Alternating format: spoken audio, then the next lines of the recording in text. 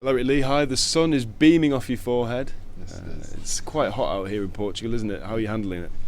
It's not too bad.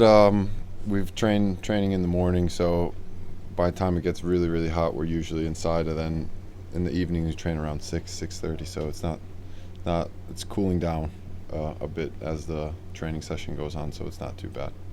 And you're telling me that your Polish genetics set you up to handle the heat quite well? Yeah, I think I got the good side. My oldest brother, he tans a bit, but he doesn't tan as much as I do. I don't really put sunscreen on, so I go quite dark quite easily. Last season, you spoke about how you were disappointed with your pre-season. I think you were a bit unhappy with your form in the early games of the championship campaign. What are you doing differently this year to combat feeling the same way? This year I've I targeted myself to lose a little bit of weight, so I'm trying to. My playing weight last season was around 83, so I'm trying to move it down to about 81, so I could make sure I'm just a little bit quicker, maybe run an extra kilometer or 2 kilometers per game, which it might help either offensively or defensively. So I've kept my weight down, which I'm happy about, and I've done a little bit extra work, which helped with being with USA. I had an extra. Well, I didn't have as much of a break, but it kept my fitness levels up. So I started off quite high coming into preseason anyways. When you set your own individual targets with things like weight loss or whatever, do you liaise closely with the medical staff here at Forest, or do you just take it upon yourself to work on it? It's actually probably more my wife. I asked her to help me out with that, and she takes control of the kitchen, and I think it helps her out as well because when we went on holiday and stuff, and she's gone with the kids to other places with my brother and my mom and dad. She probably hasn't eaten the best when she's gone, so it helps her out as well. She cooks some healthy stuff when I get back from training, which I definitely appreciate. You mentioned there your wife. Obviously, that's one part of coming away for pre-season is you do go a long time without seeing your family. Is that a difficult thing for the players to manage? Yeah, I would say so. The first couple of days it's not too bad, but now I feel like I would like to see my kids and my wife. I FaceTime them every night, but that only does so much. But it's good to get away, good to spend time team bonding with the team and get some hard work done before the season. And everyone knows that, so it is good. It'll be good to see my family when I get back. In terms of team bonding, only Apostolos Velios and Thomas Lam as new signings so far, but I suppose there's also a number of young players, the likes of Jordan Gabriel, who plays in your position, who will be keen to get to know the senior pros and to work closely with them. So beneficial for everybody, this sort of experience. Yeah, I would say so. During the start of preseason, some of them were worth us, and you could tell that they were a bit nervous, and maybe not. Some of their touches were just off, and I think it was just down to nerves. And now I think they've settled a bit, and they see the quality of the first teamers, and I think they're just trying to match it and seeing how we train and getting on and seeing how they match up to the first team guys. And it's either going to open their eyes up and say I need to work harder, or they're just gonna maybe not do it. But most of them have very, very good attitudes, and hopefully they'll have very good careers. I suppose those nerves will probably be exacerbated by the fact it's a new manager and new staff to impress. Does it get easier for you senior pros, the more managers you sort of work with? Does it get easier to adapt to new ways of working? Yeah, I would say so. I've been here about 3 years. I think we've had about 5 different managers, so it's something I think as a player, as you get older, it's just something that you have to get used to, and you always have to keep your standards high. It doesn't matter if there's a new manager or not a new manager, if it's the middle of the season or end of the season. You just need to always keep your standards high, and that's what I've been trying to do. Having watched a few sessions out here in Portugal already, it's quite evident that Philippe Montagnier is keen for the ball to be in play most of the time in these training sessions, even though it's pre-season. Is that the sort of vibes you're getting from him? And also, do you think that teaches you as players something about the way he might want you to play as a team?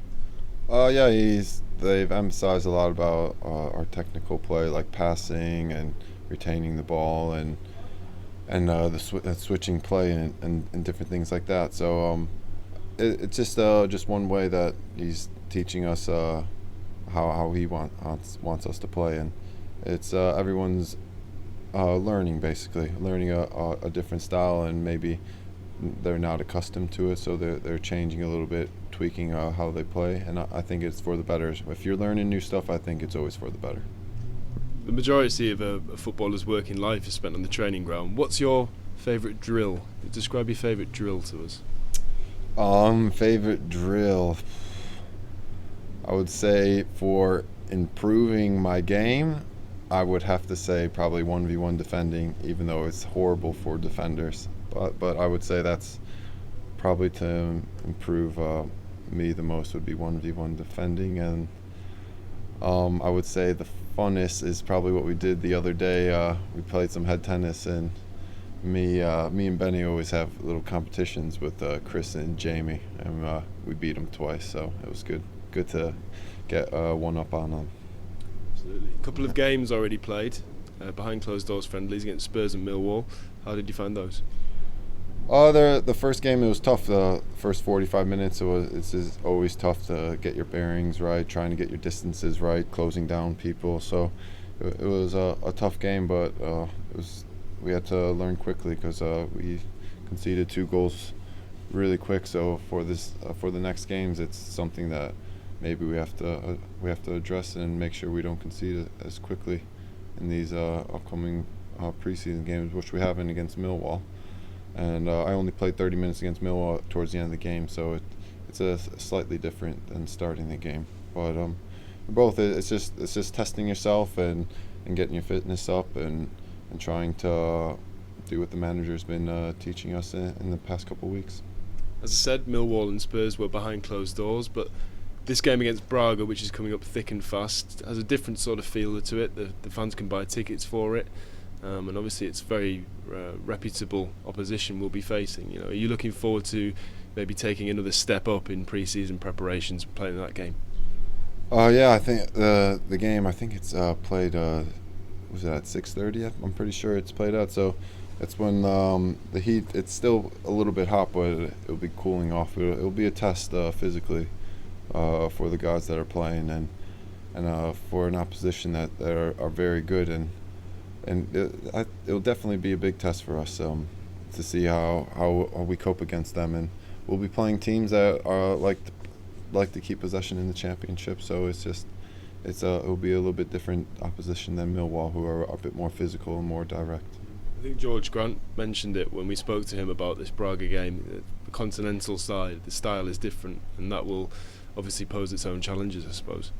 Yeah, it definitely will, and it's just with the heat as well. At the what is it? I think it's the 3rd week in preseason now. It will be a very, very good test, and a big test for all the players, and I think everybody knows that, and everyone's just looking forward to it, and getting some work done, and then hopefully doing everything that we've learned in training the past couple of weeks to impress the manager.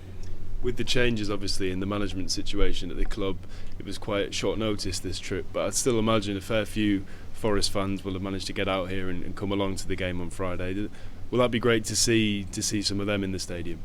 Oh yeah, of course. Saying earlier to Paul that when I was in Spain last year, I went on a coach and they went to the zoo and with my family and to lots of different Forest fans.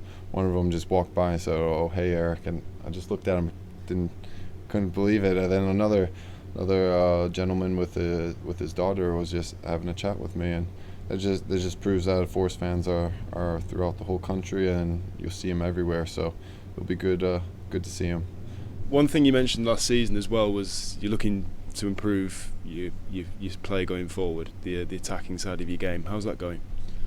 It is going well. We've been working on crossing and stuff, and I think I've slightly improved with the crossing aspect, and I think that was a big one for me. I usually get about 2-3 crosses a game, and if I could at least find 1 or 2 of them on a striker's head, then I think that would be a very good result, because sometimes when I do cross-side, I usually sometimes don't find anybody. So if I do find them 1 or 2 people on 3 crosses, that one of them might result in a goal, and that can make a difference from getting drawing to winning. So I think it is important for me to maybe get a few more assists in the season, and hopefully I can implement that during the season. Does it feel like the manager wants you to overlap and get involved in the attacking side as well? It just depends on the situation, but he's more than happy to, when the ball's on my side, to join in and stuff like that. But when the ball's on the other side, I have to stay disciplined and help out the 2 center backs, depending on who's staying up and who's not.